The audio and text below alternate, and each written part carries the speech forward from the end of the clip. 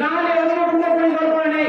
আর সংখ্যালঘু সম্প্রদায়ের এক বিএনপি তিনি সংখ্যালঘু সম্প্রদায় থেকে বিলম্ব করেন, অথচ উনি সংখ্যালঘু সম্প্রদায়ের হওয়া সত্ত্বেও বাংলাদেশের উন্নয়নের জন্য বিন্দু মাত্র কোনো সুযোগ সুবিধা আমাদেরকে দেয়নি। দিনের পর দিন প্রতারণা, বিশ্বাস ভঙ্গ এইসব করে যাচ্ছে। এই যে ঘটনা দিনের পর দিন ঘটে যাচ্ছে, আমাদের তুলে দিয়ে মাদ্রাসাগুলো আস্তে আস্তে ধ্বংসের পথে চলে যাচ্ছে। তুলে দেখেন শিক্ষিত সমাজকে গোটা রাজ্যটাকে দ্রুত বানিয়ে রাখবেন। আপনি দ্রুত জগতে বসতে দেবেন দিয়ে গোটা প্রচুর মাদ্রাসাগুলোকে আস্তে আস্তে ধ্বংস করে দিলে ছাত্রছাত্রীরা শিক্ষার্থীকে বঞ্চিত হবে, শিক্ষার্থীকে বঞ্চিত হলে গোটা রাজ্যটা মুহূর্তে পরিণত হবে। তবে আপনার জনগণ হয়ে আপনাকে ভোটে দিতে হবে। আপনি আবার নবমের 14 তলায় বসবেন, 14 তলায় বসার পর আবার আপনি সরকারের বিরুদ্ধে প্রচারণা করবেন।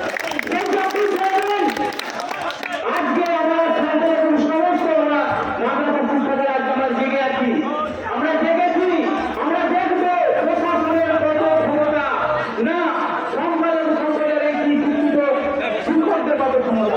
আমরা দেখতে চাই, আমরা ইঞ্চিতে বুঝে চাই যে আমরা পারি কি না পারি। সমস্ত শিক্ষক দিকে বলছি, অনেক শিক্ষক, প্রচুর শিক্ষক